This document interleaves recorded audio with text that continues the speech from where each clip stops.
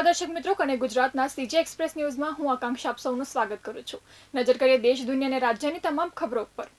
પાદરા તાલુકા ખાતે બ્રિજ તૂટી પડવાની ઘટનાના 3 દિવસ બાદ આરોગ્ય મંત્રીએ સ્થળની મુલાકાત લીધી હતી અને તેમણે કહ્યું કે આ બ્રિજનો પેડેસ્ટ્રલ અને આર્ટિક્યુલેશન ક્રશ થવાના કારણે બ્રિજનો એક હિસ્સો તૂટી પડ્યો હોવાનું પ્રાથમિક તારણમાં સામે આવ્યું છે। વલસાડ કલેક્ટરે મોટો નિર્ણય લેતા કહ્યું છે કે ખાડાને કારણે કોઈ મુસાફર જીવ ગુમાવે તો રોડ કોન્ટ્રાક્ટર સામે માનવ મૃત્યુનો કેસ નોંધાશે। આ બાબતે નેશનલ હાઈવે ઓથોરિટીના સંબંધિત કચેરીને ટેલિફોનિક મેસેજથી અવારનવાર જાણ કરાઈ છે। હવામાન વિભાગ દ્વારા રાજ્યમાં આગામી 7 દિવસ સુધી હળવાથી મધ્યમ વરસાદની સંભાવના વ્યક્ત કરાઈ છે। આજથી વરસાદનો નવો રાઉન્ડ શરૂ થશે। ખાસ કરીને હવામાન વિભાગના જણાવ્યા અનુસાર દક્ષિણ ગુજરાતમાં ભારે વરસાદની શક્યતા છે। રાજસ્થાનના જાંબુડી ગામ નજીક અમદાવાદના એક ગુજરાતી પરિવાર પર અજાણ્યા તત્વોએ પથ્થરમારો કર્યો છે। અમદાવાદના બાપુનગરનો પરિવાર માર્કુંડેશ્વર મહાદેવના દર્શન કરીને પરત ફરી રહ્યો હતો ત્યારે આ ઘટના બની હતી। દિલ્હીના વેલકમ વિસ્તારમાં જનતા મજૂર કોલોનીમાં એક 4 માળની ઇમારત ધરાશય થઈ હતી। દુર્ઘટના સમયે ઇમારતમાં ઘણા લોકો હાજર હતા, જેમાંથી 12 લોકો કાટમાળ નીચે દટાઈ ગયા હતા। રાજસ્થાનના બારા જિલ્લાના એક અંતરિયાળ પર્વતીય ક્ષેત્રને સ્વતંત્રતાના 78 વર્ષ પછી પ્રથમ વખત વીજળી કનેક્શન મળ્યું છે।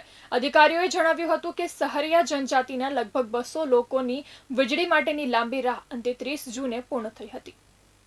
બિહારના બગાહા શહેરમાં નગર પોલીસ સ્ટેશન વિસ્તારના રત્નમાલા ઘાટ પર ગંડક નદીમાં નાહવા ગયેલા 5 બાળકોમાંથી 2 બાળકોના મોત થયા છે। બપોરે બધા બાળકો નાહવા માટે નદીમાં ગયા હતા ત્યારે આ ઘટના બની હતી।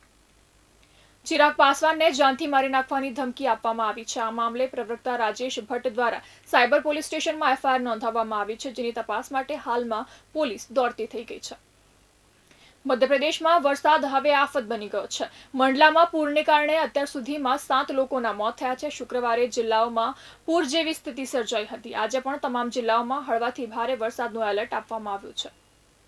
હિમાચલ પ્રદેશમાં ભારે વરસાદ ચાલુ છે। છેલ્લા 9 દિવસમાં વરસાદ, વાદળ ફાટવાના કારણે અને ભૂસ્ખલનને કારણે 46 લોકોના મોત થયા છે। રાજ્યના 208 રસ્તા બંધ છે। આજે સિરમૌર અને કાંગડામાં વરસાદ માટે ઓરેન્જ એલર્ટ છે।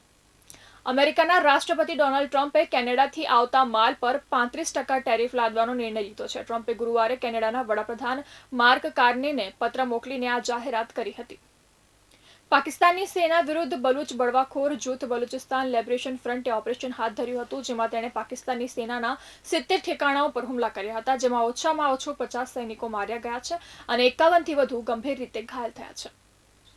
પાકિસ્તાનના બલુચિસ્તાન પ્રાંતમાં ગુરુવારે મોડી રાત્રે શસ્ત્ર માણસોએ ક્વેટાથી લાહોર જતી એક પેસેન્જર બસને રોકી 9 મુસાફરોનું અપહરણ કર્યું અને તેમને ગોળી મારીને હત્યા કરી હતી। અર્જુન અને રશ્મિકા મંદાના એટલીની આગામી ફિલ્મમાં સાથે દેખાવાના છે। જો કે આ ફિલ્મમાં આ જોડી અલગ રીતે સ્ક્રીન શેર કરશે। રશ્મિકા ફિલ્મમાં નેગેટિવ રોલમાં હોવાનું કહેવાઈ રહ્યું છે। વરુણ ધવન તેની આવનારી ફિલ્મ બોર્ડર 2 ને લઈને હાલ ચર્ચામાં છે। સની દેઓલ, આહન શેટ્ટી અને દિલજીત દોસાંઝ સ્ટારર બોર્ડર 2 ને લઈને ચાહકો ઘણા ઉત્સુક છે। સાથે જ ફિલ્મ વિશે દરેક અપડેટ પણ જાણવા ઈચ્છે છે। એ વચ્ચે વરુણે સેટ પરથી 2 રમૂજી વિડીયો શેર કર્યા હતા। તો આ હતા કનેક્ટ ગુજરાતના આજના સીજે એક્સપ્રેસ ન્યૂઝ। નવા સમાચારો અને વધુ અપડેટ માટે તમે જોડાયેલા રહો કનેક્ટ ગુજરાત સાથે। ત્યાં સુધી મને રજા આપશો। નમસ્કાર।